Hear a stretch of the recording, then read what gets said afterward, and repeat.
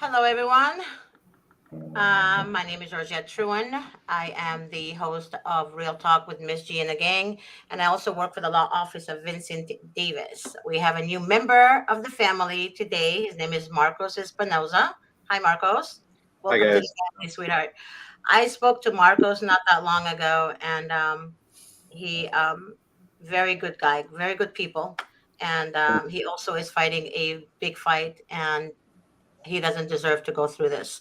Also, we have Deidre Payne. Most of you guys know her as Miss Payne on my page with Mr. Davis. She's always commenting. Now she's in the. She's now, she's now with me on the show, and she has her own show as well. And Wow. she's going to be with me tonight with Attorney Davis as well. So welcome, Deidre. Thank And you. Thank you. of course, most of you guys know Auntie Barb and Dr. Fowler, beautiful people as well, and Darren Guai, my brother from another mother, another father. This is a peanut gallery over here. Yep. I'm in So the right family then. yeah. So so we have a couple of discussion today about CPS. First of all, we're going to discuss about social media interactions when you have a CPS case. Darren and I came across a couple of social media, well, several social media pages that tells you that they're for you guys and they're want you guys to include them in the fight with CPS, etc. Those people are social workers. What they do, um, they pretend to be something they're not, to get you guys to disclose your case, to get you guys to say, hey, I'm a victim of CPS. My social worker is name is, my county is, et cetera, et cetera. Then they take that information and they share it with your social worker. Then all of a sudden your social worker comes to you and says, hey, you need to bring your page down. So that's how they know what you do on social media. And you guys think anything that says, fight CPS or blah blah blah blah, all this, that is for you guys. It's not for you guys. It's Mhm. actually against you guys. And Marcos Yeah, agrees with me. I think Marcos knows what I'm talking about. I Uh, do actually. I've actually experienced the very first time my daughter got taken away. I actually spoke to somebody, and I felt like it was just BS. Like they were just trying to get information out of me, who I'm with, where I'm working at, what I'm doing every single day, like with my yeah. friends, what events I go out to, or when I stay home. And nowadays, social media, I don't post nothing, nothing, See, yeah. So they're because of that. tricking you guys. They're not for you. And anyone that tells you I helped get case, I helped. If you see like a message on social media that says, "Oh, thank you so and so for helping me get my kids back," this person is not an attorney. What they're doing is they're having their friends Mm-hmm. make, people can make anything fake nowadays. Yeah. Anything. Oh They can yeah, even change with your the voice AI stuff coming nowadays out and now, they it's can. crazy. You'd be talking to a robot, you don't even know it. Exactly. So you can be talking to something thinking that you're speaking to Miss G, for example, and it's not even me, it's someone else. But they're Yep. mimicking your voice, they're mimicking everything. Everything is done now. Everything is accessible now. So they can Mm-hmm. easily post like a, what do you call it, a contract, or like, like they got their kids back. But it's not true. It's fake. It's fake. So that person can easily tell you that, hey, I got my kids back. I can help you get your kids back. But that person never got her kid back. That's Right. what they want you to know, to deceive you. And then other friends of that person would post things like, oh, Miss So and so, I put money in your Cash App to help you out. You remember when I was involved with that one rally? Remember that I put the stop to it because the people that were actually um, working for the rally were actually people that weren't telling the truth about their stories. They were saying that, they were actually, what it would be the word, embezzling money. They embezzle and they take the money, they're not giving it to the what they're supposed to be using it for. Fraud. Like you're supposed to be helping them, and they're next thing you know, you find out they're buying a joint or some crack or whatever else is on the daily menu. And here you are, you've just given your last dime to these people that you think are in the same situation. So you think that they're going to give you and represent you that way. Mm-hmm. It's tough. You can't, you know what? You just can't believe anybody anymore. You got to take everything at face value. And if that, because now, like Miss G said, face value isn't even really face value because it might not even buy.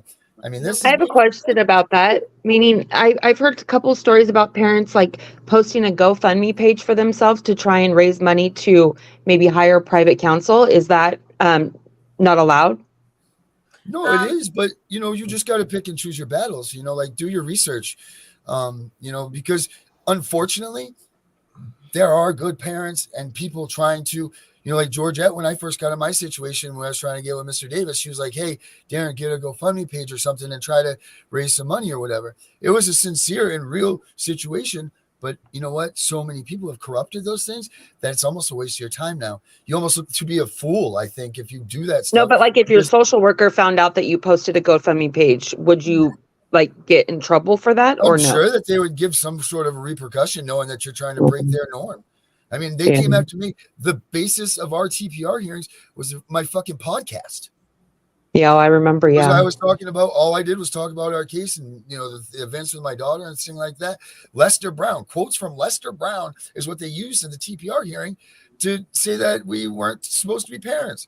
Like, I wish I could get a hold of Les Brown and be like, Les, because I say it's not over till I win. They said that was a harassing and threatening, you know, threatening quote.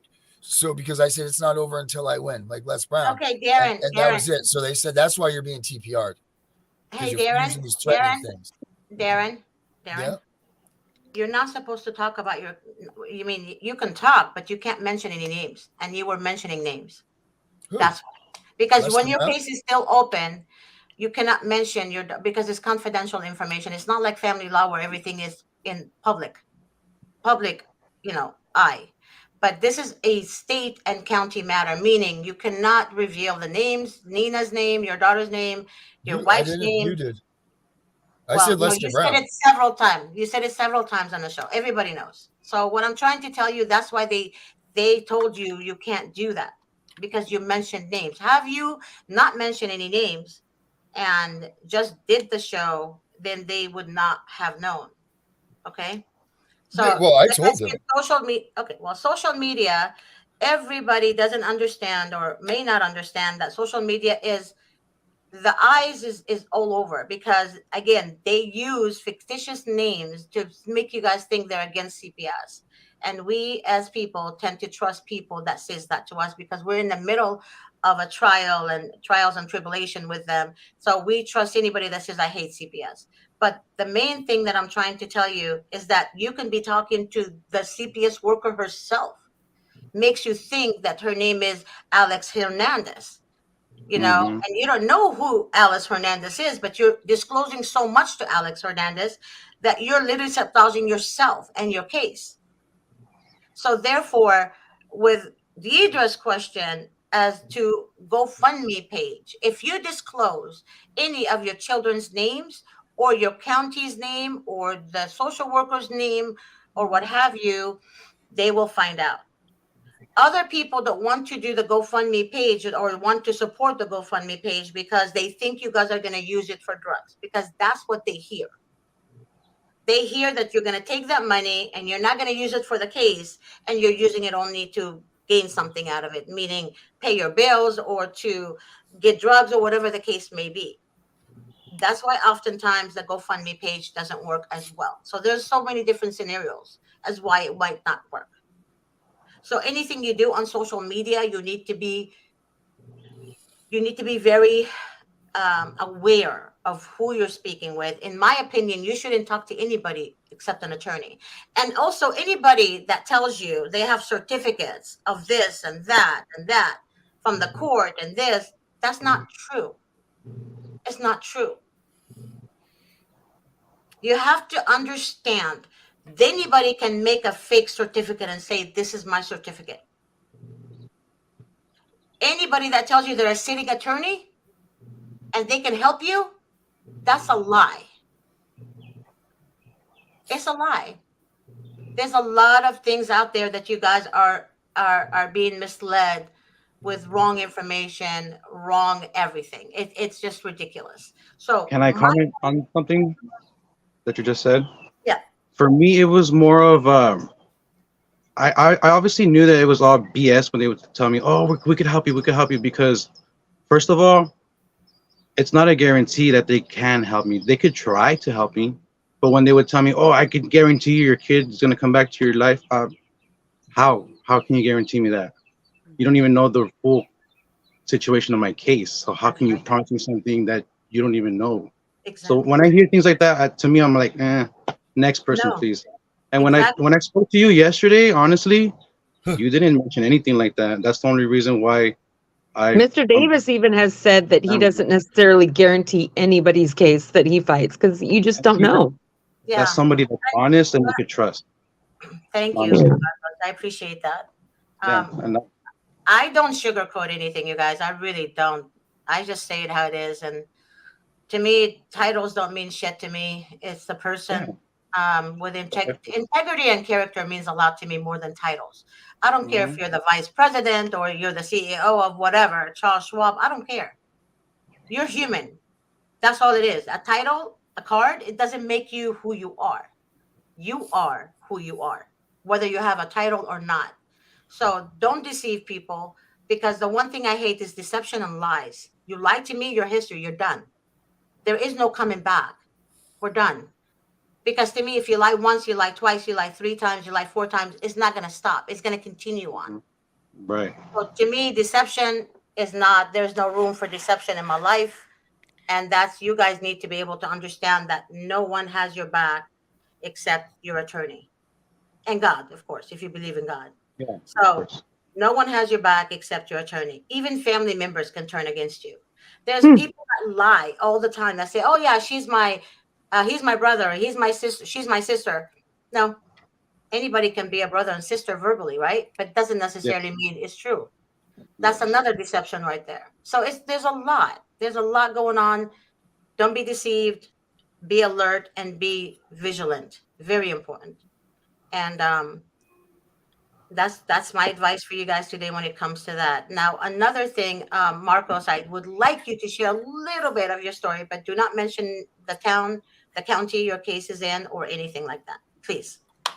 Okay, so my story's basically common. There's this situation where my daughter was removed from my care. There's many reasons why they said that she was removed, but the main cause was due to some three reports, DV reports, domestic violence reports. Um, Me physically hurting my daughter or neglecting her or not loving her was never shown. They have no proof of that. I've always been there for my daughter. When she was born, I was there at the hospital. I signed papers. I did everything that I had to do. Hmm. I brought her home, and I was happy as heck, man. I was happy as I could possibly be. Being a brand new dad.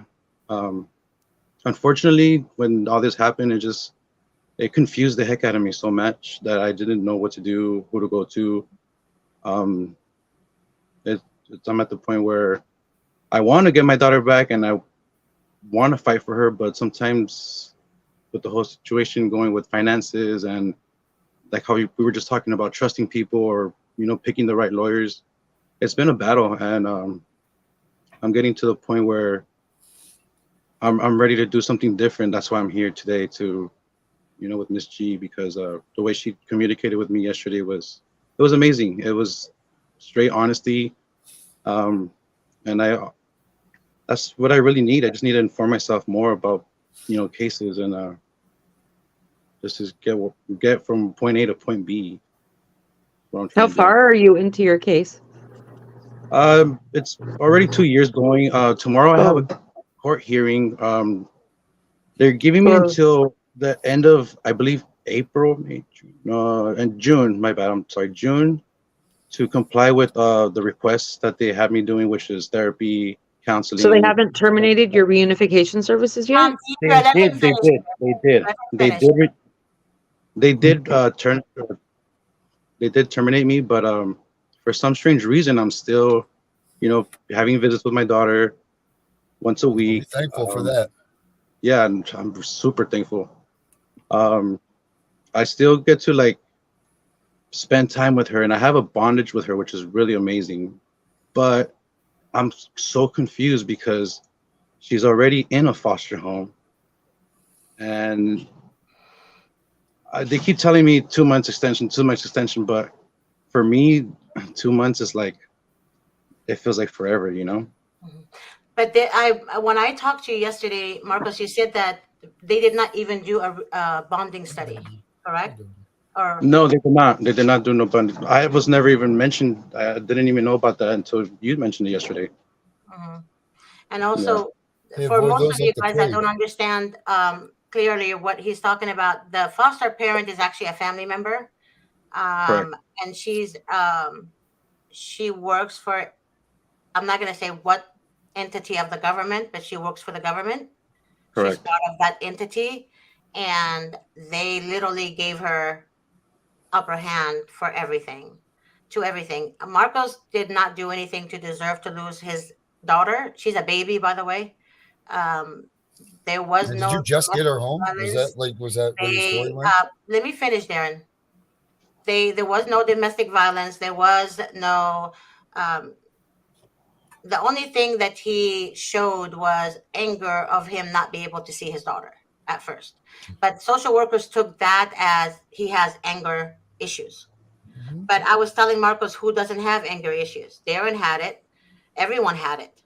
Every Hmm. one of us had it. So therefore, he's a true victim of CPS. So my thing is, I haven't talked to Davis about his case yet, but I will today, hopefully after he's done with the court. Um, but I wanted to see what we can do to help him. Yeah, but And is your next hearing the TPR hearing? Is that the next one Uh, coming up? what is TPR? I'm not too familiar it's with a that. To termination terminate of your, parental rights.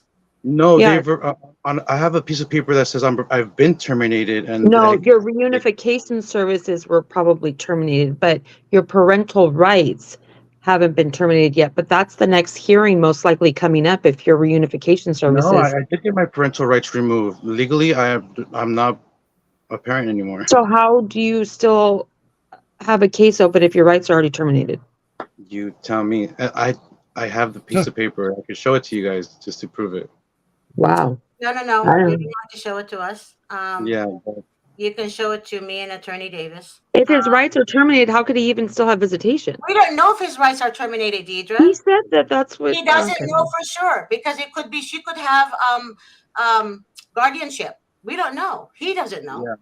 He Yeah, doesn't know anything I about don't know his the case. full detail. I don't know the full details on their behalf, on that family's behalf, or the caregiver's behalf.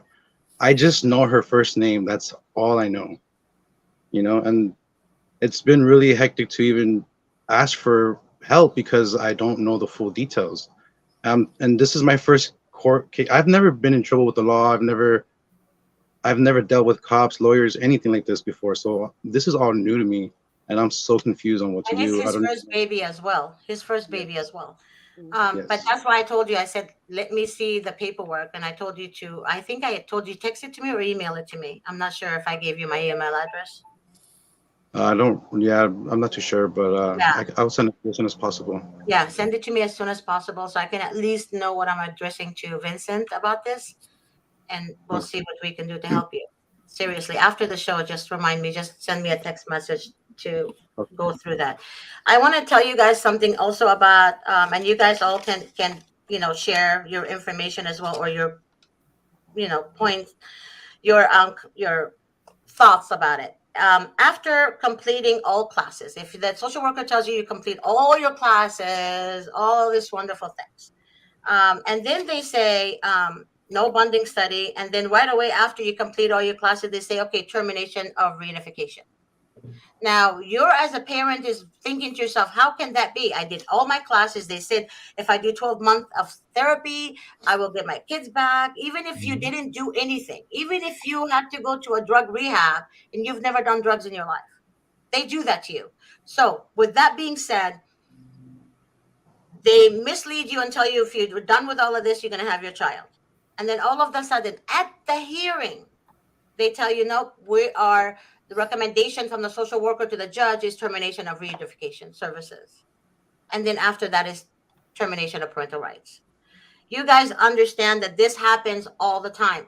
A lot of you guys called me today, and you guys are watching the show now, told me that you're good parents, you've never done anything, you don't think they're going to terminate your rights. That's not true. That is far from the truth. So don't be deceived, because a talk is a talk, but action speaks louder than words. And that goes with everybody in your life. Action speaks louder. So if their action is contradicting their words, then they're not going to do what they tell you they're going to do. And Marcos understands what I'm saying, because him and I discussed this yesterday. So Yes. be be aware that their goal is for you not to hire an attorney for your help to help you on the case. Their goal And is then go their ahead. goal is Sorry. for you to stay with your court appointed attorney, because the court appointed attorney encourages you and forces you to interact with the social worker. Now, that's the goal. They get paid not for services for you. And they don't get paid by you, by the way. They get paid by the state. So their main goal is for you to cooperate with the social worker. That's very important. So, with that being said, if you cooperate with the social worker, it makes everything great for them. So, be mindful and understand that they're not for you, they're against you. Um, Barbara and Dr. Fowler, please, share your point on what I just said, if you Well, don't I mind. have something to say from just personal experience and the fact that, especially if your child is taken like as a newborn, like my youngest was, they also like to drag your case out on purpose so that that whole time that child is with these foster parents and establishing a bond so that when and if it comes to the TPR hearing, now they're going to say it's in the best interest for that child to stay with those foster parents because that's the bond and the people that he only knows, because it's like, how can I argue that I have a stronger bond with my child when he's only now been with them because the case has gone on for this long? It's kind of like they set you up for failure on purpose because their goal from day one is to adopt your child out. And thus, I said that on the shows many times, Yadra. Yeah. Barbara, go ahead, honey. And to me, that you just hit the nail on the head. This whole system is fraud. They plan from day one to adopt these children out. So all the money that is paid for these classes, for somebody who's never touched a drug in their life to have to go to rehab, the legal fees, they're paying the CPS lawyer, they're paying the lawyers for the parents, they're paying the lawyer, all that. All the processes we go through to try to save our kids, it's fraud, because they are saying, do this and get this. You do this with no intention of them ever giving you what's being promised. That is fraud. And so, look at your documents carefully and see when the permanency plan, which is the adoption, was first recommended, and how many classes, services, whatever did you have to go through after that. From that point on, I would think that a court would say, yeah, that's fraud. If that was a business agreement with some private company, that would be seen as fraud, because here I'm doing all these things. Money's being paid out for me to do these things with the understanding I'm going to receive something at the end. In this case, our children. So all that money that is paid out is total fraud. It is. And that's The something money, that, the when you were money's getting talking paid about out to the court, the places GoFundMe that they page, recommend.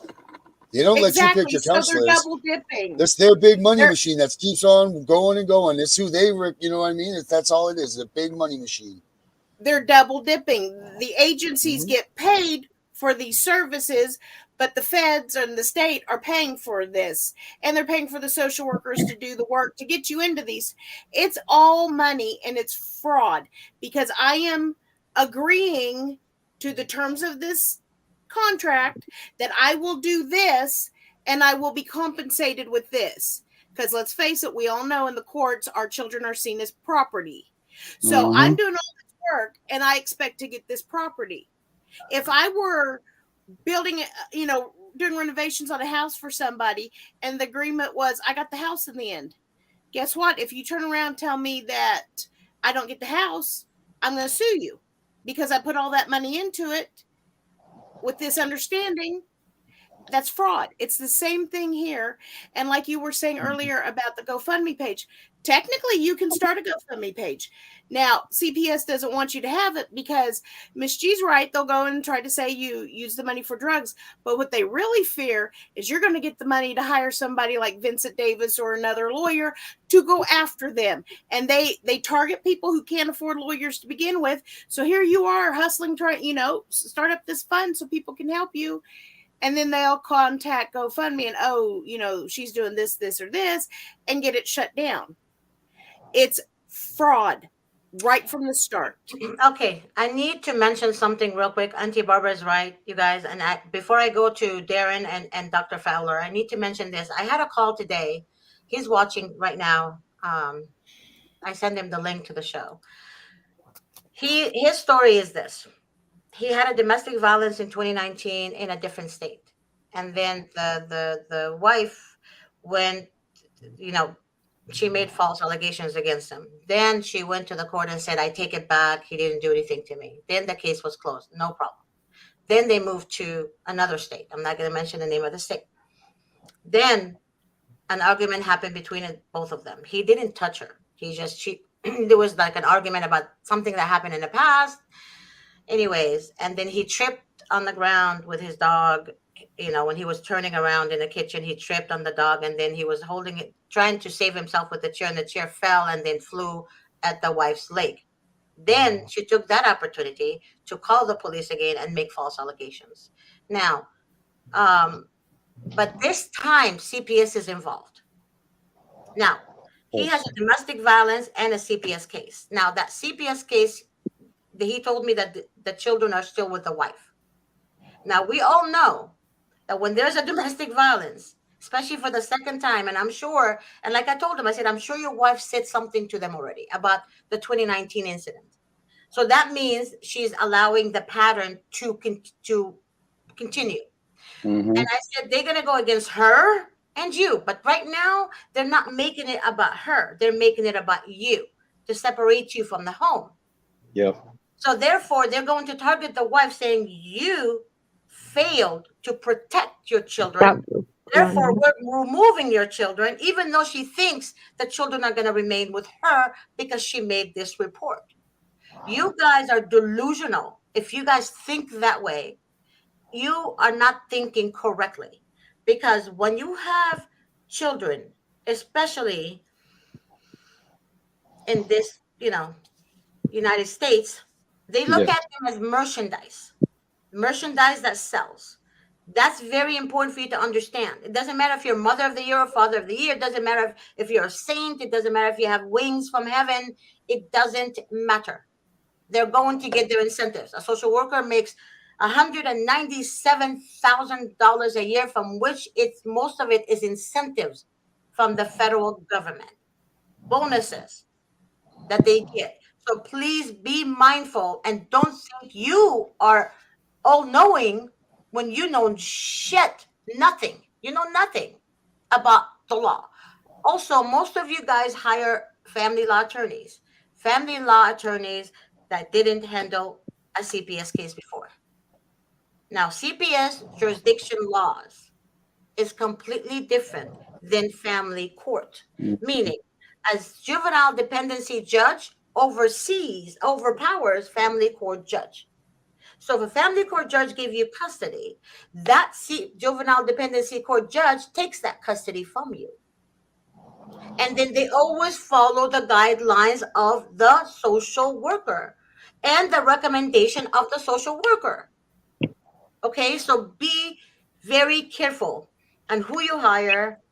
I had a lady, a grandmother, that hired a family law attorney. She told me that yesterday. She hired a family law attorney. He told her he can help her. He didn't do anything on her case. And he took $8,500 from her. Then she finds out on the state bar page that he never handled juvenile dependency cases. Then she went to his website, nothing, never handled a juvenile dependency case. So she said she's going to call him today and request her retainer back. But you guys have to understand, they will charge you for everything they've done in your case. One call, any call they made on your case or any filing they filed on your case or whatever. Mhm. So you're not going to get the whole retainer back. But the point I'm saying this is because you guys need to be careful who you hire. So she said, I hired him because he had 5 stars. I said, well, that's weird because sometimes social workers, what they do, if they know a specific attorney attacks them and sues them, they will go on his page or her page and start writing bad reviews. Why? Because they're discouraging people from hiring this individual.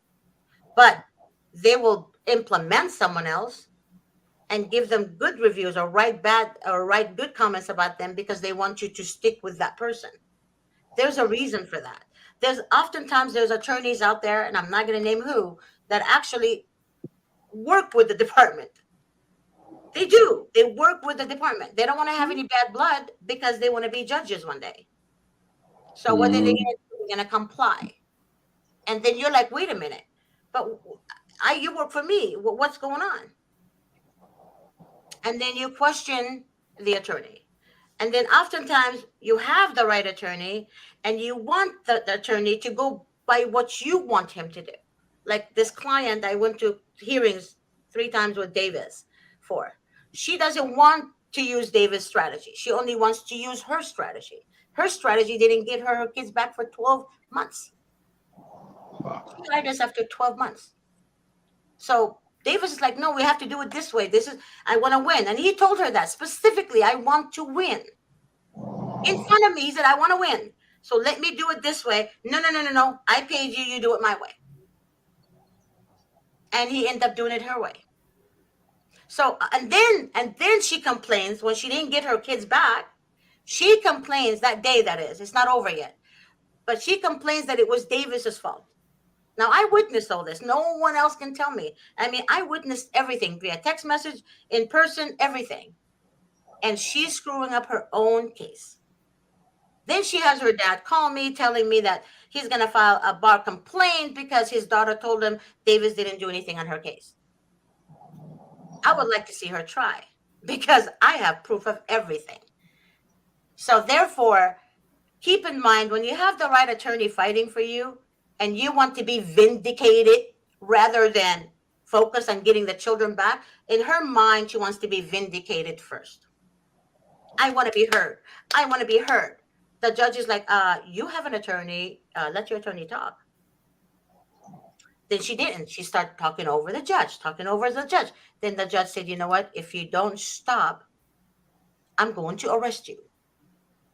Yeah. I want to be heard. I want to be heard. Then that judge, the judge that she says is a bad judge, um, the following court hearing we went to, the judge was changed. So Davis was happy. Judge changed, there's bright future ahead.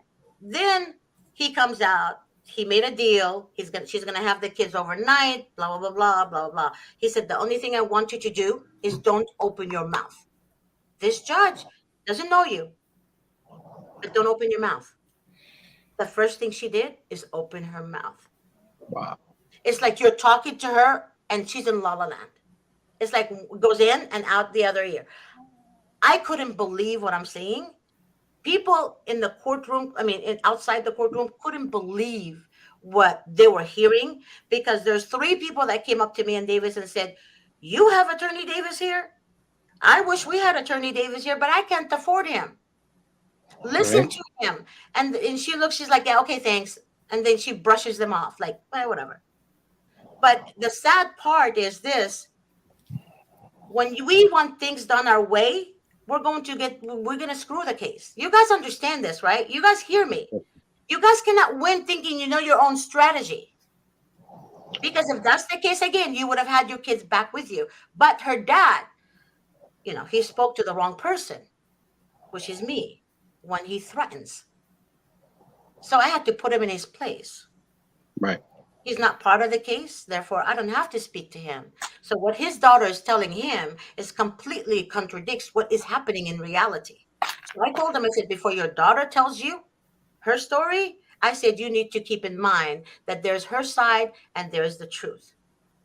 I said, if you think you want to play that game, you're playing with the wrong person. Because I can honestly tell you, me and Davis argue about almost everything.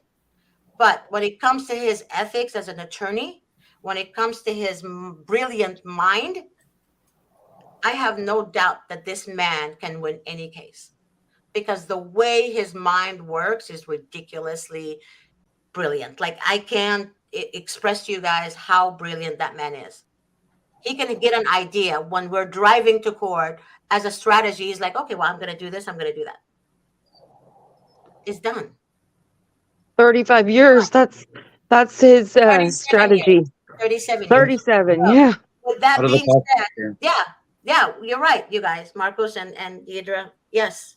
But the thing about it is, this woman, God bless her soul, she makes me want to just go to the corner and just sit there for hours on how much demands and how much confusion she makes everything seem. And but again, if you have an attorney, do not speak in court unless you're spoken to. And I doubt it very hard that the CPS judge is going, I mean, the juvenile dependency judge is going to ask you questions while you have a private attorney present.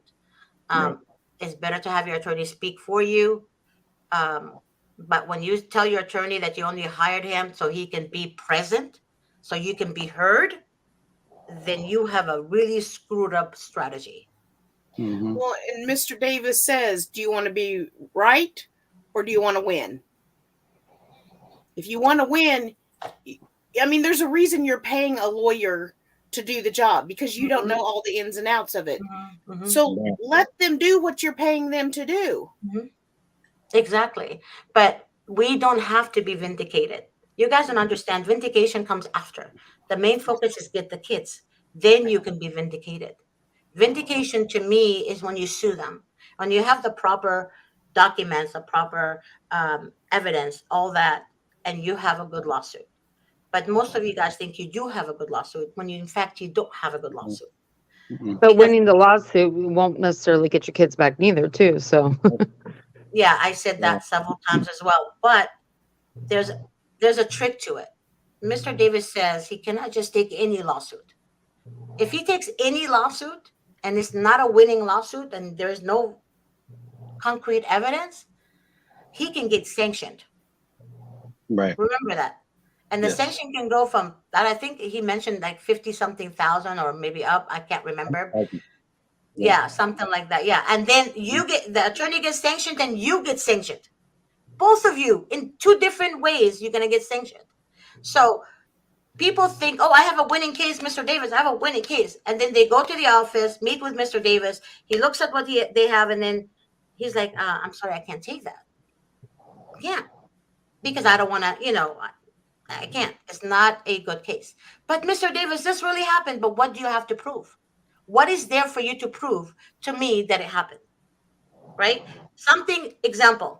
If the social worker came to your home and you had a camera, I have cameras all over my home, outside, all over, like every direction you can think of. I have cameras. I have cameras inside my home as well. Now, if somebody comes in and then they say, "Okay, I am so and so," blah blah blah, and then they said, um, I promise you, I'm going to kill you." Example, right? Now that's evidence. Get it now? Because they walked in my home. There's a sign outside saying this house is 24-hour surveillance. Means it's protected 24 hours. But you walked in my home, right? You're giving consent to be recorded. That's very Mm. important for you guys to understand. If you don't have that, then you have no right to record them without their consent. Does that make sense? Yes. So that's evidence. But if you have your word against theirs, guess who they're going to believe? Their word. There. Exactly. So keep in mind, you can have a good case, but please, from the beginning of the case, make sure you have notes, make sure you have a notebook, make sure that you write everything down, the date and the time. Like August 13, 2022, Miss Smith came to my home at 9:15 a.m. Miss Smith was wearing, a blue jacket, white shirt, and gray pants. Miss Smith asked me the following, etc., etc. Miss Smith left the house at 10:18 a.m. You know what I mean? That's like having a journal. Go ahead, Marcos. I was gonna say I do that, but with the visitation process. So what I do is I keep records of all the text messages that I do. So when I schedule my visitation with my daughter, I have Mhm, proof that we said it the day before. I also take pictures every time I'm with my daughter. I take pictures. mhm. When it comes to my case with my ex, I never thought about even taking pictures or anything like that. So I don't have evidence of what, other than one video. Do have one video where, let's just say she was physically doing something to herself, when she later on said I did it to her, and I have video proof that she was doing it to herself. So And that's another thing he didn't mention earlier. He has proved that his significant other, or the mother of the child, did that to herself, but she blamed it on him but as see, well. I wouldn't pursue a lawsuit or like trying to attack her, because at this point in time, that's not my main focus. My main focus is to work on myself and to get my daughter back. Whatever she's doing on her own, I have no reason to attack her. We did what we did already. We split up, and that's it. I want to focus on my kid now. So that's the only Exactly. reason why I don't use that evidence. Or, plus, if I do hurt the situation more, my daughter's only going to get permanently placed into a foster care, which I don't want. So I'm very cautious about what I present and what I don't present. That's good. That's good for everybody to know, also to hear it from you, someone who's been there experiencing currently. Be very careful, guys, and make sure you write good notes, and make sure on your visitation, write notes, and write down what the child was wearing, the color of the jacket, everything, even the shoes, Nike shoes, blue, you know, blue coat, whatever the child is wearing, whatever you brought the child to the visitation. Meaning, if you brought the child food, what kind of food did you bring the child? Of course, you're going to bring the child their favorite food, Right. hopefully not McDonald's. Make sure that you're actually showing that you care about the child's diet, you care about the child's well-being, food, what have you. Toys, bring toys. If the child enjoys playing, what do you call this? Uh, Roblox or something. There's like a game called Roblox that all kids love for some reason. If they enjoy playing that, I brought the child, the Nintendo Switch, whatever you guys call it, and the child played for about 10-15 minutes. The child ate at whatever time. The child enjoyed the food, and you take pictures of your child enjoying your company. Now, if the social worker asks you a question during the visit, and they do this deliberately, guys don't get it. They do this deliberately. Hey, Miss So and so, I heard that you're from India. Is that true? And then Miss So and so turns to the social worker and say, "Oh yes, I'm from India, but I came here when I was 9 years old, and my dad brought us here because of this, and my mom brought us, and then we wish we never came. I wish I was back in India." And then she's telling her all this. The social worker on the report, on the monitor report, that is, she's gonna write, or he's gonna write, "Mother not paying attention to the child. Mother was speaking Wow. about India. Mother was speaking to me about her childhood." Do you see what they're not going to say? I asked the mother this question. Mhm. I know this to be true 100%. So please keep in mind, when you are doing a monitored visitation, you cannot reply to the social worker. All you have to do is say, "I'm sorry," nicely, "I'm sorry, Miss So and so or Mr. So and so. Perhaps we can discuss this after my visit is over. Right now, I would like to concentrate on my child or my children."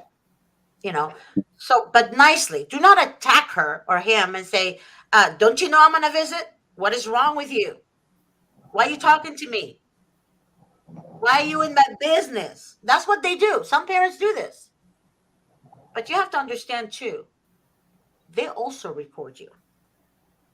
They're trying to get something out of you. They're trying to get a reaction out of you. So when I tell you they're sociopathic, narcissistic, believe me, because that's how a sociopath, narcissistic person triggers you, by pushing you. Mm. Okay?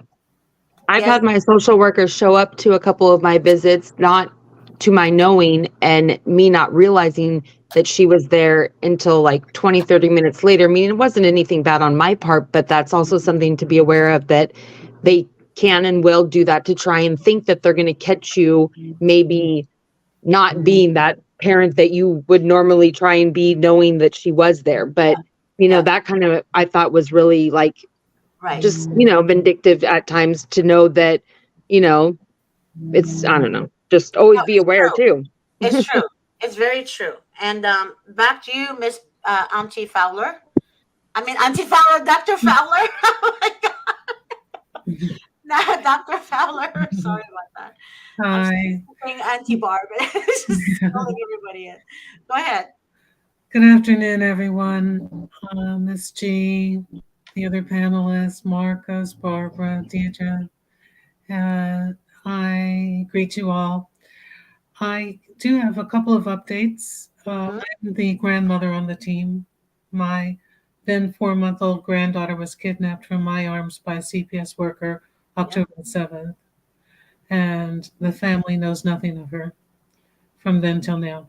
So, for those of you who did not know, and I've been in court and in court and in court, and my sympathies to the person who spent over $8,000. I've spent tens of thousands in total in the past 2 years on a parade of defective attorneys Mm-hmm. that I had to tell the law to, that I had to tell how to write an appropriate motion.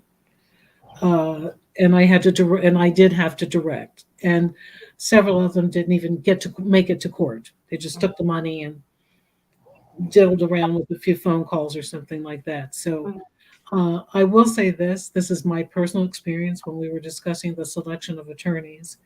You never know who's going to be good for you. Even though someone may have gotten great reviews and they did wonderful work for someone else, there are statistics involved, probabilities involved. But this is my personal experience after dealing with so many lawyers. On a typical day, I talk to 6 or 7 lawyers even now to get varying Wow. opinions, to find out what people know out there. And this is personal, it's not a recommendation. But when a lawyer Okay. tells me, come into my office and bring your paperwork and pay me a consultation fee, I immediately tell them, thank you very much, and I hang up. I don't even want to talk to them anymore.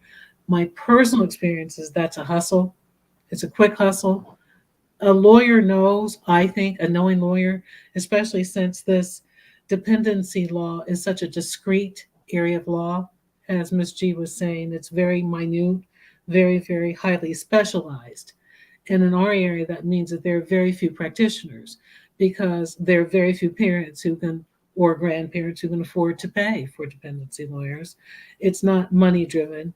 There are very few, if ever. I don't think I've encountered any that are But specialists in dependency matters but here. may I interrupt you for a second, Dr. Fowler? With all due respect, if an attorney, if you have, and I experienced this in my law firm, and where I work, if somebody has one paper or two papers to look at, the attorney will say, email it to me. Let me look at it. Right now, if you have a bunch of paperwork that you want the attorney to sit there and have look at all that information, they have the right to charge you a consultation fee. Why? Because they're taking their time away, and attorneys get paid for services. They don't Hmm. get paid Well, by the state. Ms. So G, any service, I'm not giving a recommendation to yeah, anyone else. I'm no, simply but stating my personal experience no, I and understand, but my personal growth. you're also stating that that's not the right way to go about it Well, for the I'm just what I'm sharing is my personal experience. attorney. Mm-hmm. After dozens and dozens of lawyers, this is just a formula that's worked for me. I've Mm-hmm. also purchased legal services from a subscription service. I've done everything. Just my personal experience. Again, because this area of law is so discrete and there are so few practitioners, it's not money driven. So it's hard to find people who really know this, even though, as you stated earlier, you find general practitioners who know family law, but very few who are willing or able to even delve into dependency law here, at least in my area. When I briefly describe my case, I feel that a person who really knows this shouldn't need to know much more. They should know No, within the first 3 minutes of my vignette that no, two things. because you're I'm sorry, telling us your can I just story. But wait, now hold on. I have to correct you though, because people are listening to this, and I have every right to correct you. This is my show. So what I'm trying to tell you is that not attorneys, you think the case is the same for everyone? No, you're mistaken. No, I'm not It's saying not that the the same. cases are the same, but I'm Mhm. saying again that because this is such a discrete, very highly specialized area of law, my experience and my observation, even my own experience, if I were to hear any of the backgrounds of any of you, I feel like immediately I have an idea of the gloss. I have an idea of the matter because two things have happened. Number one, rights have been violated. Many of our children have been taken away without probable cause. And number two, the children have been unlawfully seized, Mhm. Ill, illegally seized, or even kidnapped. That's just my personal experience.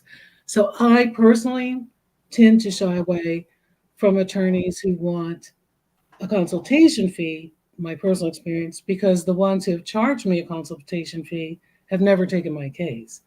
Again, that's not a recommendation, it's just my own personal experience.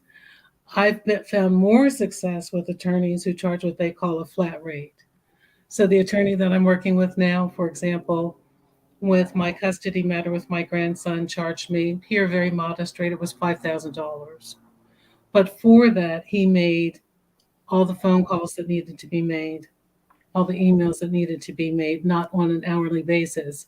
And he even extended himself and just came to court as many times as court was necessary. Again, personal experience, you may find that it works better for you to pay the retainer and then spend down off of your retainer, meaning that the person bills you uh, for the hours that they put in, and then you have to top it off.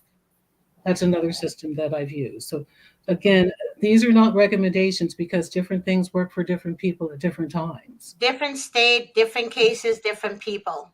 Right. So, So right. even now, while my granddaughter is in dependency, I have asked my attorney to file for the two filings here that go with adoption. Number one is the termination of rights, and the second one is the adoption. The good part about here in our area is that those matters are not handled in family court. So there'll be a different judge than the dependency court. It's handled in Philadelphia in what they call orphans court. Benjamin Franklin established orphans court. I think it had to do with wills and estates and decedents and how people inherit property. So that's where the adoption matter is handled. But he wants another $10,000. I gave him a modest down payment and I thought that he had started the filing. Well, he hasn't. So that was a bit deflating for me today. He tells me, "Oh, yeah, I know you've given me a lot of money, but I can't even begin to do this until I have half of it." So I'm feeling a bit drab about that. For those of you who also may not know, I have a custody petition pending for the custody of my granddaughter. And again, here in Pennsylvania, we have a law. Some people call it the grandparents' law. And there's a law, provision of law that should pretty much automatically give me custody while there's an open dependency matter.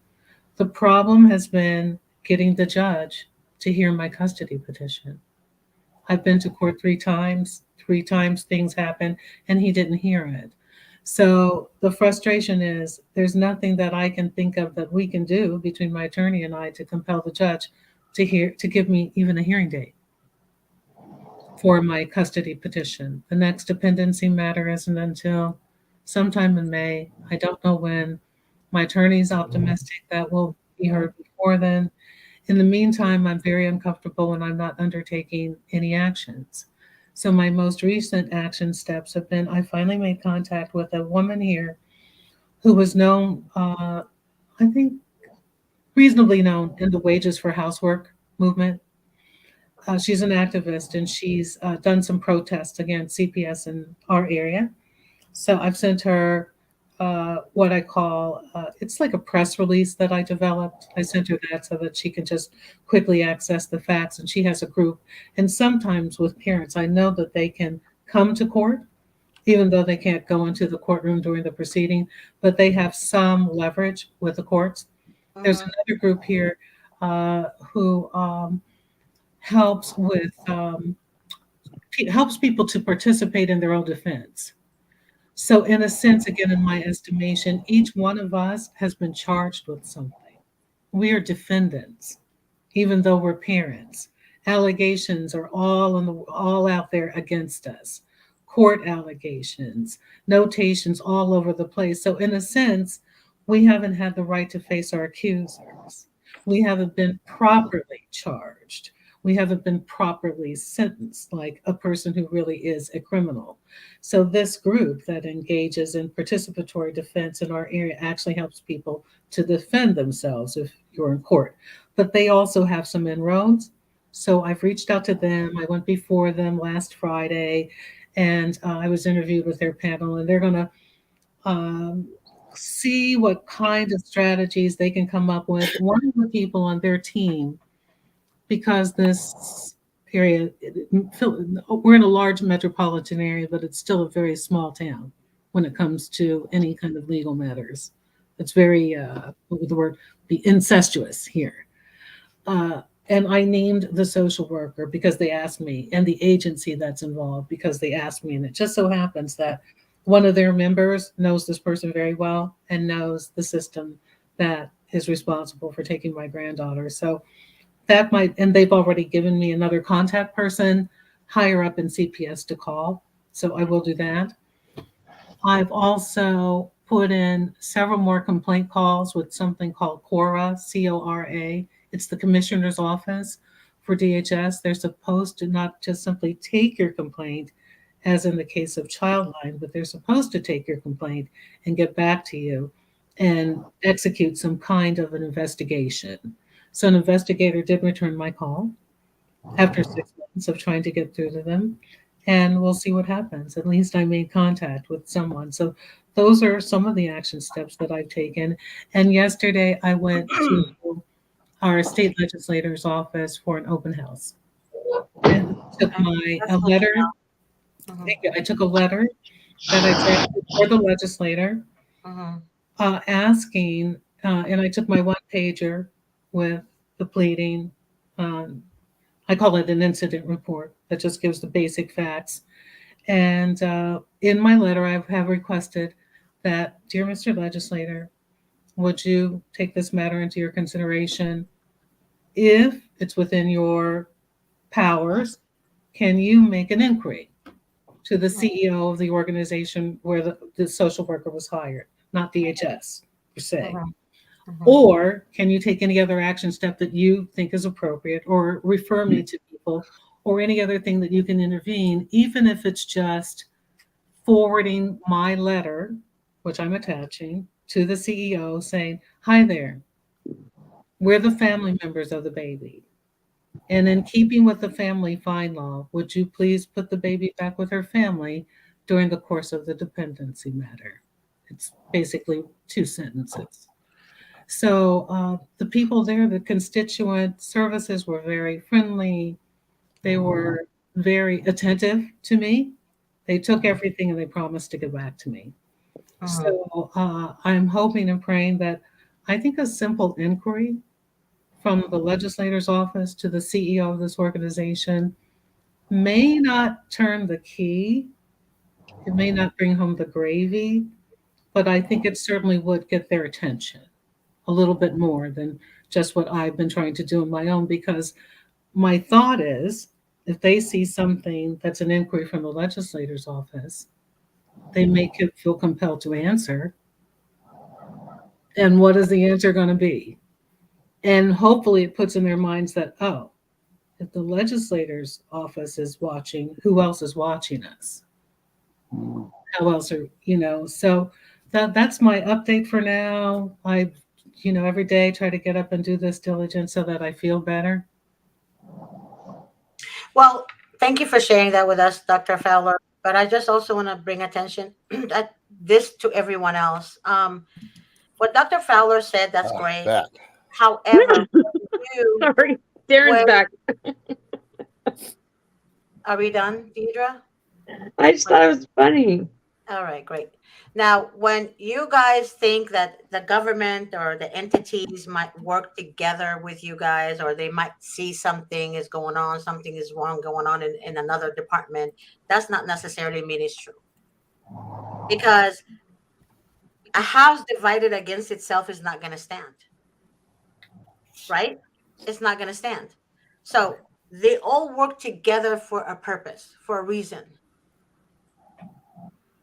So sometimes you have to take it a notch higher.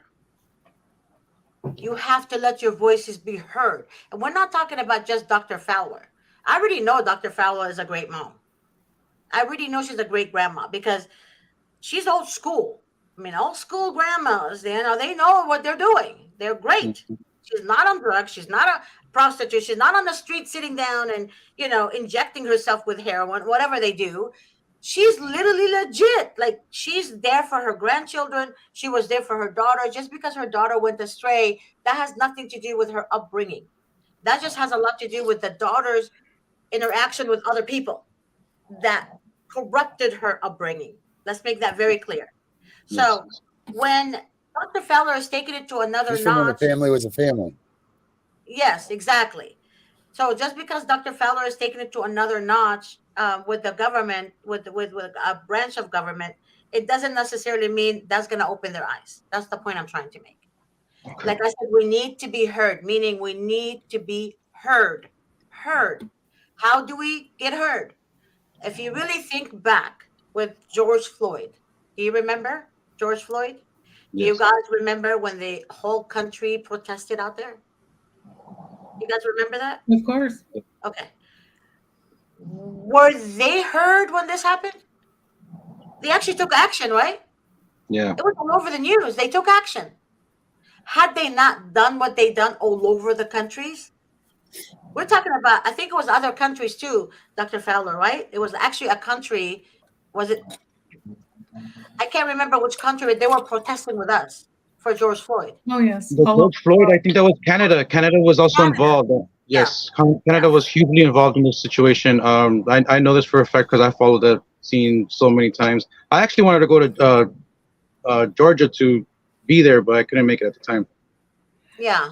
Yeah. So with that being said, I mean, he just confirmed it. Marcos just confirmed it. Thank you for Yeah, that, Marcos. yeah, But no worries. I saw the streets and they were not empty.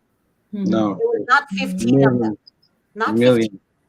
So my So, goal is this. okay, You but guys,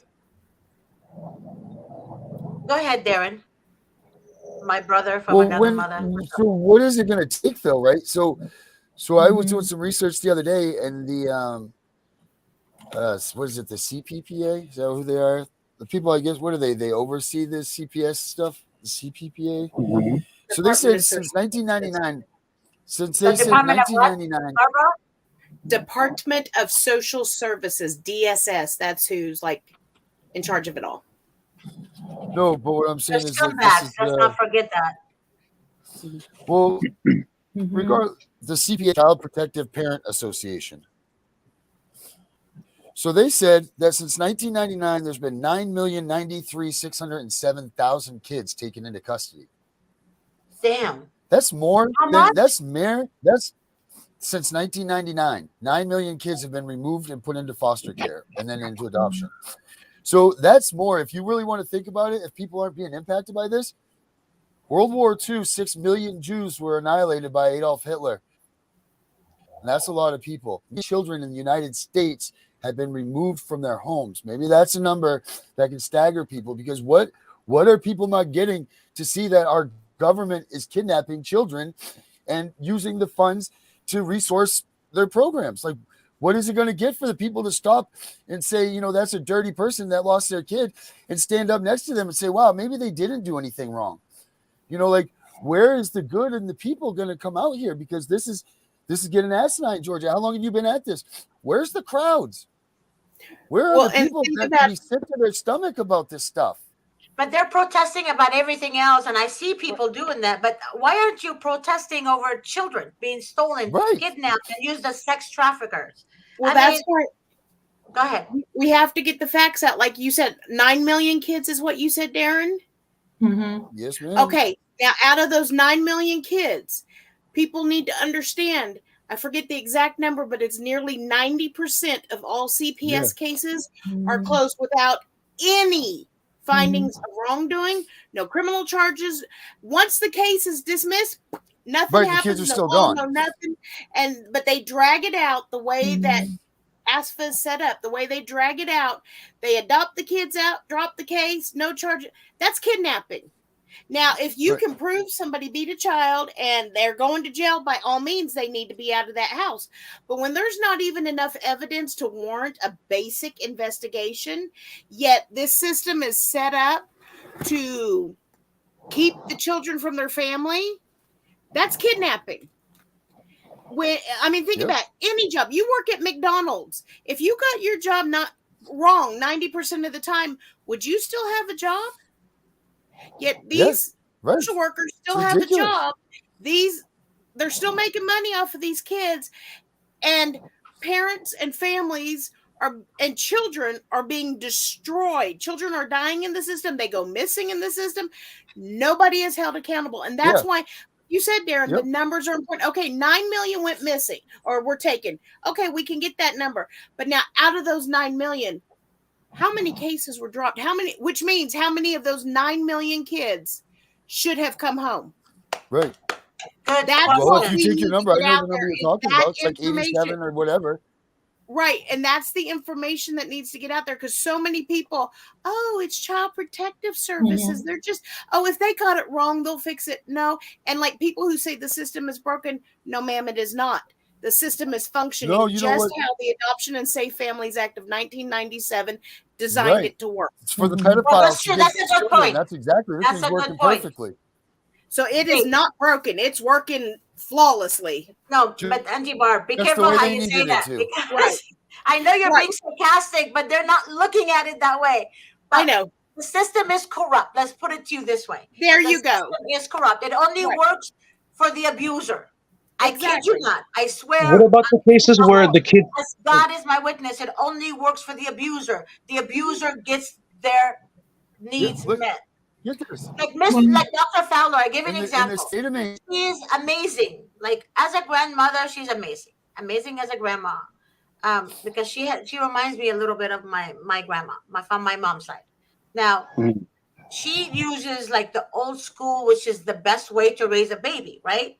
She knows what to feed a baby. She knows how to feed a baby. She knows when the baby is hungry. She knows when the baby Mhm. needs diaper changing, right?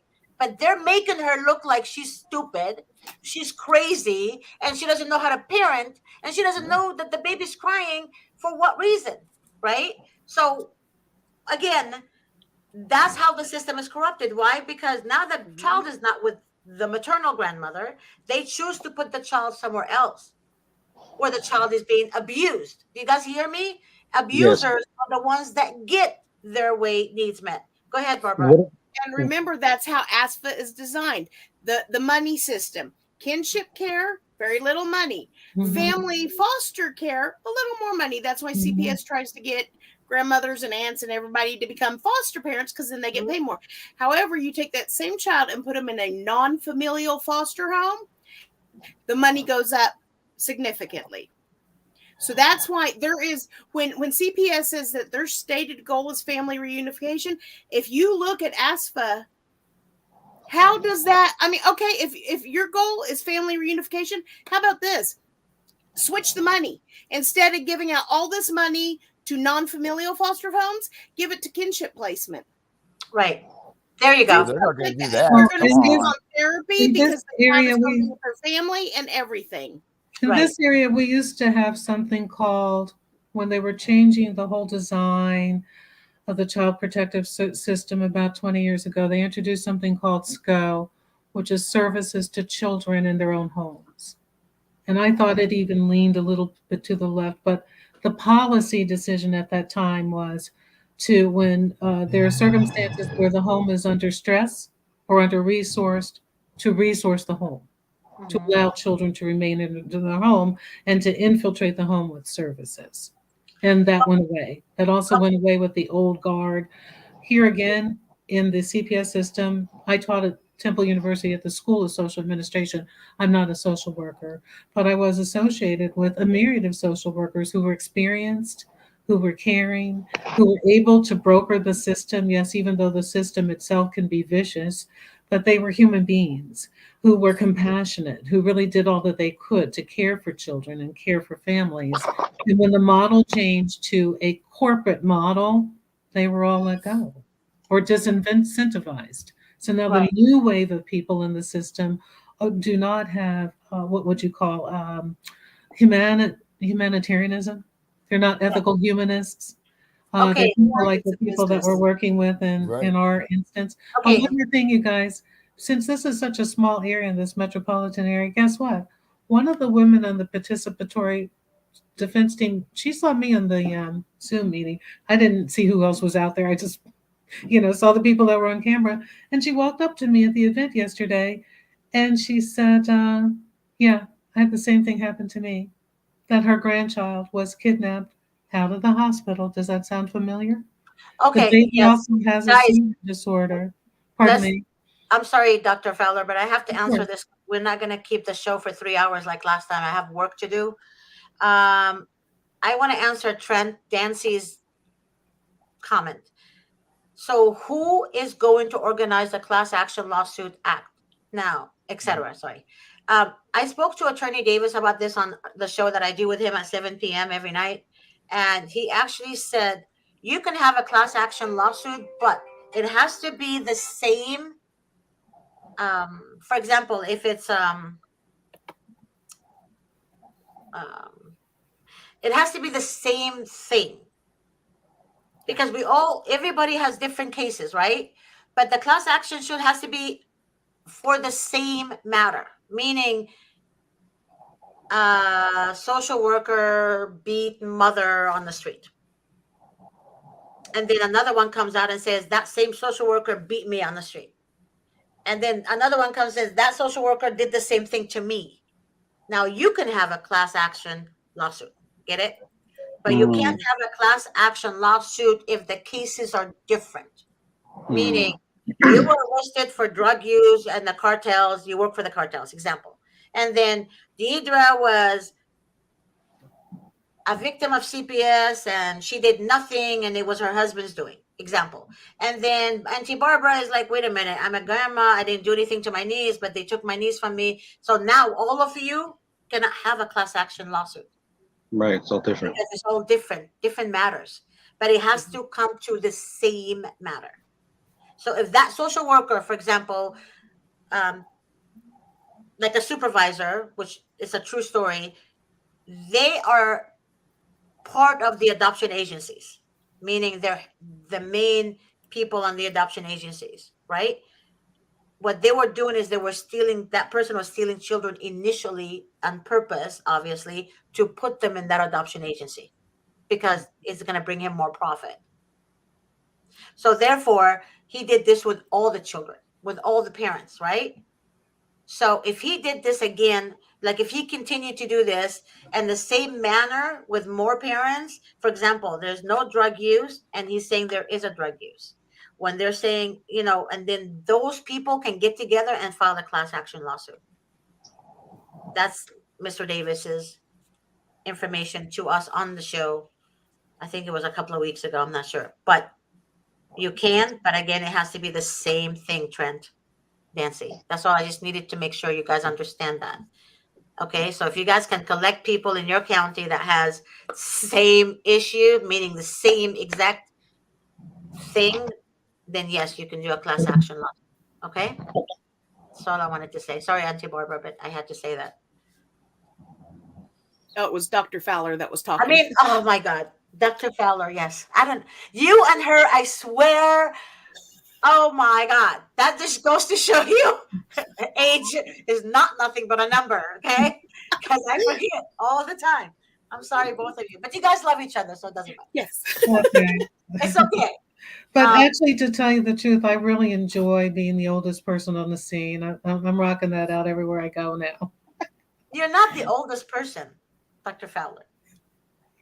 I'm the oldest person. Look at all of you. Get out. I'm the oldest person. I'm That's, in my mid 50s. I'm the oldest person. yeah, so you're not. I Trust am. me. No. Darren is like a little I'm age, almost has your age, cracked it. Miss G. And then Deidre is like probably in her I just look damn good. mid That's all. 20s or And then, Mid-20s. I'll be the big 4-0 in a month. oh my God, Deidre. Okay, so she's a big 4-0, and then Marcos is what, 30? Marcos, you're 33, 31. 31, yeah. And then Auntie Barb is what, 40, Auntie Barb? I'll be 46 this year. Okay, Babe in 46. arms. Babe in Yeah. arms, you guys. Yeah, I'm So we're 65. the old crowd on the top, and then the young crowds are on the bottom of the It's true. The senior citizens are on the top. Bottom is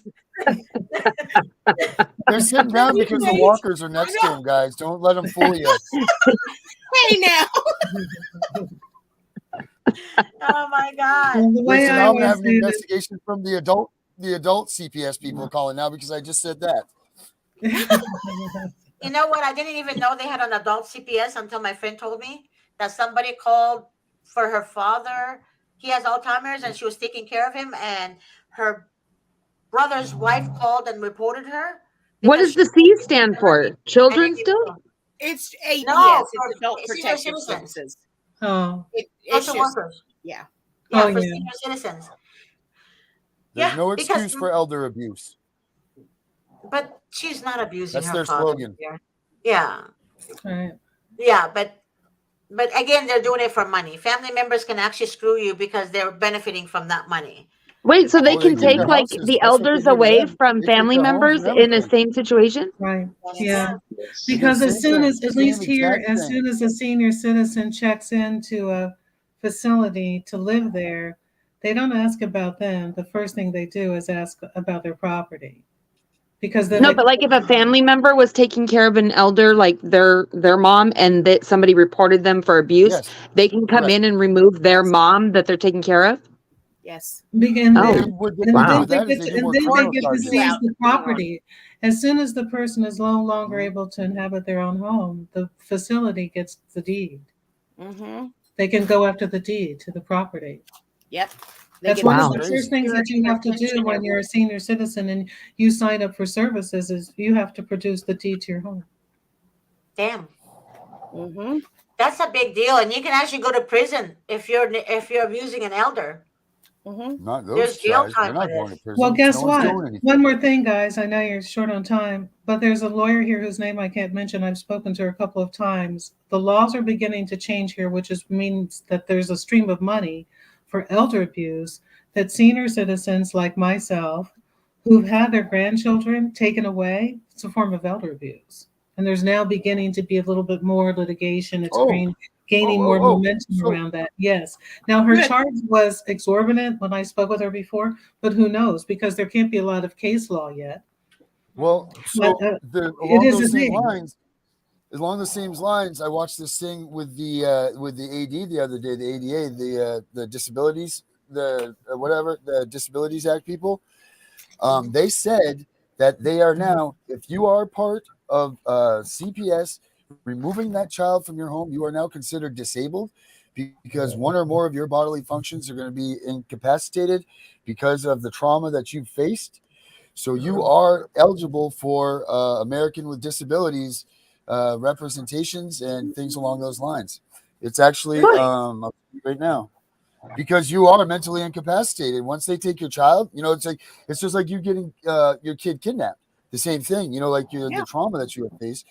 It's let me see right here. I have it right here. But that's considered a disability? Because of Yeah, the because trauma you it's experienced. Um, incapacitated. You can't work, you can't function. Because you're child. Yeah.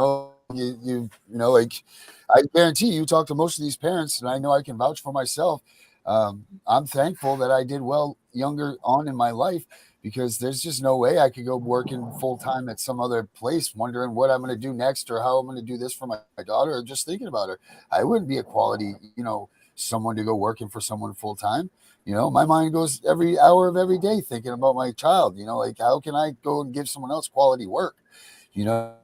Like you don't get sleep all night, all hours. Like you're so up all hours of the what night I'm trying to asking you figure out a way. is you can file for disability then is what I'm asking you then? Yeah, that's what they were saying. It's under the Oh. 42-1203, 42 12 Well, 203B or something, I believe. it is incapacitating. You're not It's just like yourself. that. It's just like people aren't getting this either is that they're also covering people that are, and I know Miss G isn't a big thing to you, but it's very important because these doctors and these people did create this opiate epidemic. So we have to remember that when we talk about these things. So now the American with Disabilities are also representing people that are opiate addicts, but they are clean. Like you can't be an active opiate addict. But if you are a clean opiate addict, then you can contact your your ADA, and they will help you out also. So that's another good thing because the CPS people, 53% of the cases in the state of Maine are based on drugs. Drugs are easy for them. They don't have to prove shit. They don't have to prove a damn thing. All they have to do is say it, and they can come in. Your kid's in imminent danger. You're gone. They know that they've got you. Think about it. 53% of the kids in the state of Maine are due to drugs, but yet we have legal pot here. So go figure, right? Like that's because you know what I mean. Like that. Wait a minute. Just how does that There's make any something sense? about Again, this, the double dipping. Darren. Something about what he just mentioned. You know how Darren, he mentioned marijuana is legal, right? In the states of California, for example. So if marijuana is legal in the state of California, right? Why are they taking children because the father or the mother smoked weed outside? Right. That's what I don't understand. That part I don't get because we have cases where the father is sitting outside with his wife and they're just having whatever they do with marijuana, and then they're just sitting there. And the children were not home. The children were at, grandma for vacation. Grandma lives in Florida. They wanted the children to go to Epcot Center. Grandma said, bring them over for 1 week. I'll take them to Epcot Center, right? So the family did that. And then they're like relaxing outside their patio, blah, blah, blah. Then the neighbor called the police, said they're doing drugs. Now, they didn't tell the police what type of drugs. So the police That's the automatically key, I think. huh? Yeah, that's the key right there. Right. Is they just said they're Or doing was drugs, right, or was one of them on probation? Because from what I understand here in California, if you're on probation, you can't have marijuana or alcohol. So No, if they were one of not them on was on probation. probation, okay, No, they were not on probation. They were okay. both actually they were both in the medical field. Mm. Yeah, a The stupid, stupid, husband is frivolous a call, and doctor you're and up his in a wife is a bad nurse. situation for these great people. Yeah. But that wasn't these not like they were drug addicts. They were not Right. smoking marijuana like every single day, 24/7, like, other celebrities do. Walk with it in their mouth. I'm just saying that was just a couple of time thing, not all the time. So he said it was just me and my wife and blah blah blah blah. Anyways, the police got involved, came, asked them if they have children. They innocently said yes. They're vacationing with grandma in Florida, and then social worker got involved. Children came back, and the kids were removed from them. I'm just So the giving you an kids were not example. even at home at the time. The Correct. parents were smoking weed. Correct. And I didn't. Correct. I this question last week too. Ridiculous. That's I in wanted. California. I In didn't know if it California, was. especially, that's ridiculous. I mean, look again, like you said, look at all these celebrities who are smoking weed, and their kids are at home. Yeah, but Well, remember, Miss It's G not said that the true. People person not that even at made that home. call said just drugs. They didn't necessarily but say The it was police should have but weed. a simple here's the drug But thing they test too. would have have to shown do that it's drug just weed. testing, though. I mean, like, for example, hair follicle test. Why didn't they do a hair follicle test? Exactly. That's No, so yeah, damn that's what I Well, mean. in intrusive in your. That's California, so remember though, in intrusive into your California, it's against the constitutionality. Like that's California a constitutional Constitution to issue do for hair sure. follicles. Hair follicle tests. You guys are That's talking over each other, Darren. yeah. But I know, You know but the what? hair follicle test is so constitutionally Sorry, violation. It's Auntie Barb. ridiculous. You Yes, know. and Mr. Davis has said this before because kind of applied with something around here. That at least in California, according to the California state constitution, you cannot be ordered to do a hair follicle test because certain drugs don't process through the hair. Or I mean, I have all this hair. If I'm out there, my You got a lot neighbor of is stuff in smoking there. weed, and I have to go tomorrow for a hair follicle Oh, yeah, test, that's true. what's going to happen? You can That's come into true. contact with And that's anything one of nowadays. Yeah. Yep, the things that you're right. CPS does. Like the judge will say, okay, you want visitations, you have to do a drug test and, blah, blah, blah, whatever you've got to do. Okay, the judge is just saying drug test because the only thing she can order is a urine test. So she just Right. says drug test. Well, then you go to CPS and CPS says, nope, I've got you scheduled for a hair follicle test. So And I don't know how it is in CPS California. it's kind of skirting the law there, because then they're telling the parents, oh no, you can't see your kid if you don't do this hair follicle test, when the court only orders a urine test. And but Right, these and then like parents in don't some know of any better. the They don't know that policies, they have for the right instance, to up here, deny that, and they go do it. Because Mr. Davis says the court-appointed but then the attorney needs policy to will say that object they to can't use those the Right. results follicle. Well, to but make that gets decisions. us back to how these court appointed attorneys, most of them are either criminal defense or family law attorneys. They don't understand when the judge orders, like if you're a criminal defense attorney and your client has a probation officer, right? And the judge says you have to do a drug test. What's the probation officer going to do? They're going to make you go pee in a cup. So a lot of criminal defense attorneys don't get that when a CPS judge says drug test, and you go to CPS, they assume you're going to go do the same thing you do at a probation officer. No, because those social workers then tell you, go take a hair follicle test or you're not going to see your kids. And criminal defense attorney, and that's like us getting the word out about stuff like this. I mean, there's some really good criminal defense attorneys who are, court appointed, and God bless them, they try their hardest, but they don't understand CPS. It is such a bizarre system. So we need to get the word out to these lawyers too. It's not the same. When the court says drug test, probation officer says, here's your cup. CPS worker says, go get your hair chopped off.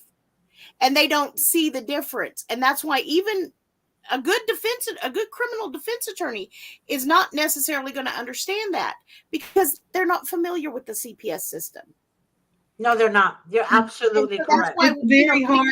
I tell everybody I know of now, in California, you cannot be ordered to do a hair follicle test. Nope. Let your lawyer know. But Mr. Davis Yeah, you said can't this. hear me He either, said Steve. Well, they're not 100% accurate. I don't know about the hair follicle test, but he was talking about the urine test. It's Right. not 100% accurate though. And you do have the right to go back into the court and say, hey, Reset it, right. I didn't have this. I had, whatever, there's Or different ask to retest. things. Right. And, ask to retest. Right. And what you can do, because I used to work in a lab, I know this, when, like, say you get a dirty test and you've just had, ibuprofen, False positive, yeah. it shows up for, I forget what it is, opiates or what. You can go do a blood test and they can check you specifically for ibuprofen and you can prove yourself. You can't do that with a hair follicle test, but you can request the judge give you a blood test to confirm that urine test was wrong. Oh. But they cannot order an invasive test. Mm-hmm. So yeah, that's just so much information. Honestly, you guys, all I'm saying here, I think I've shared this with all of you guys on the show. We need to get as many people as possible all over the states, and we need to protest. You guys are protesting out there.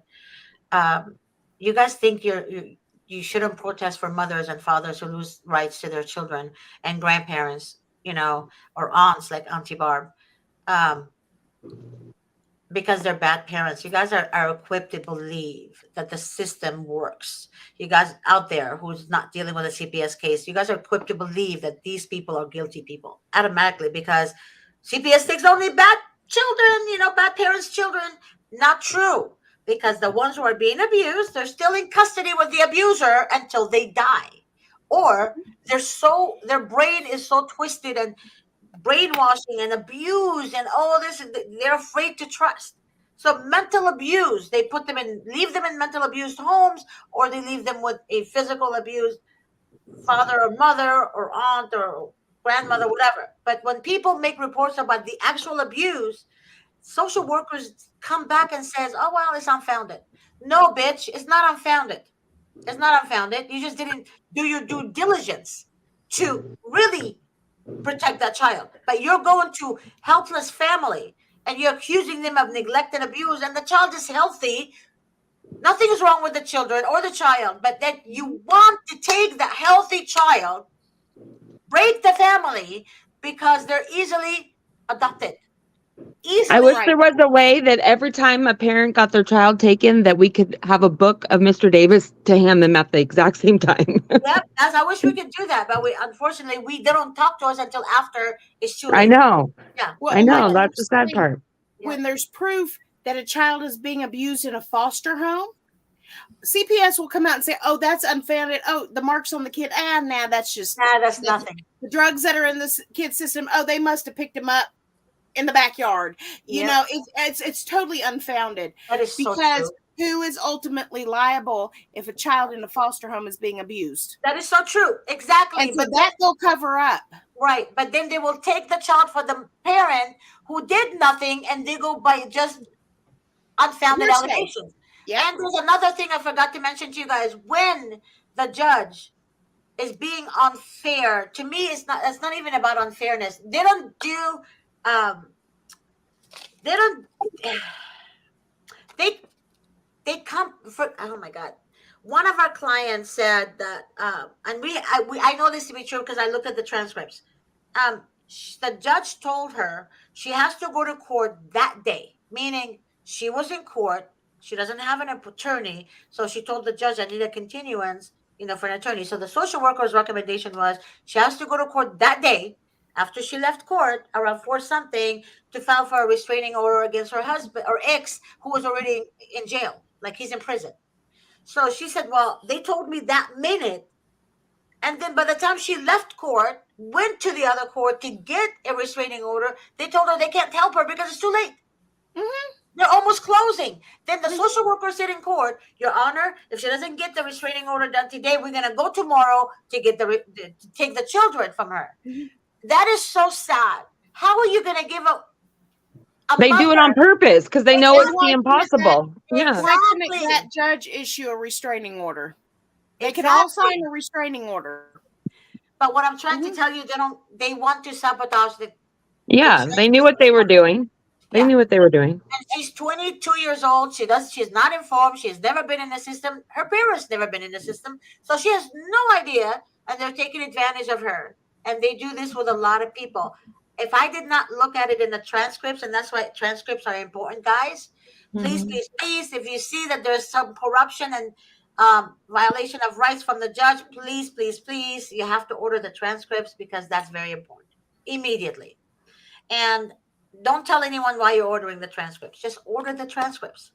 Okay? Well, and on that note, if you're in CPS court, make sure there's a stenographer there because apparently they don't have to have them. So the first thing you need to do is request a stenographer before the proceedings go any Correct. further. Correct. Guys, remember that. Because Please. you That's a have very the good right point. to do it. I guess they just don't have to provide it. But you know why? Because most judges, or maybe all judges, they trash the mother in court. Mhm. You're a loser. How dare you? And they didn't even know her. Mhm. They're just going based on what the social workers are saying. So that's why they don't want anyone to write that shit down, because they don't want anybody to have that against them. Now you guys get it? Yeah. You guys get that, right? They're trying to protect their assets, right? Mhm. And I'm trying to be nice, where I really like to raise their ass from any Right. violation. Exactly. So therefore, guess what? They're going to do what they need to do. So Deidre, you're right. That's a good point to address Mr. Davis today. Hopefully, if we're doing the show tonight, and I do want to address that and see what he thinks about that. Because again, every county is different, but it's still a state law. So in their eyes, so you and I are in California, so maybe we can ask him that today, Barb. Okay. Tonight, I mean, yeah, I think Yeah. that's a good point. But yes, Barbara did make a good point. But you guys, I have to go. Darren, next time, hopefully your computer is working great and no delays tomorrow, God willing. Hopefully you'll be with us throughout the whole Yeah, show. we know what that was. Because I miss We know what that was. I miss your dress, your wardrobe. I miss it very much. I haven't seen that today. Actually, he's still dressed, Barb. He's still I dressed. know this. Yeah. He didn't And have time to I'm do that. shocked. It must be really cold over there, Darren. It must be What so was going cold. on? See, Kind he's of like really he's freezing, Auntie Barb. See that? He's freezing. is. I would show you my nipples, but I don't have a Oh my God! Oh Lordy. shirt on. See, Miss G, just keep your mouth shut. Oh Darren, Lordy. Three out right tomorrow, now. make sure your computer works. Auntie Barb, Dr. Fowler, thank you very much for joining us again today. You're awesome. Auntie Barb, I love you, and you're Thank Our awesome. you. private show Love later. you, Dr. Fowler. Deidre, thank you so much for being a part of this. Yes, thank you. And then sure you Darren, like this on YouTube too. It's very important. Darren, Darren, just work on your computer, honey. I love you. All right. All right, guys. See you Yeah. tomorrow. God God bless bless. everyone. Bye. God bless. Bye. Bye, guys.